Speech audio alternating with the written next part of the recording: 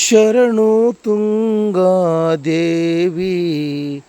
ಸಿರಿಯೇ ಕರುನಾಡ ಜೀವನದಿಯೇ ತಾಯೇ ಶರಣು ತುಂಗಾದೇವಿ ಸಿರಿಯೇ ಕರುನಾಡ ಜೀವನದಿಯೇ ತಾಯೇ ಶರಣು ತುಂಗಾದೇವಿ ತೆರೆ ತೆರೆ ತೆರೆಯಾಗಿ ನೊರೆ ತುಂತುರು ತುಂತುರು ನೀರು ಹನಿ ಕಲ ಕಲ ಮಾಡೇ ಧ್ವನಿ ಆಹಾ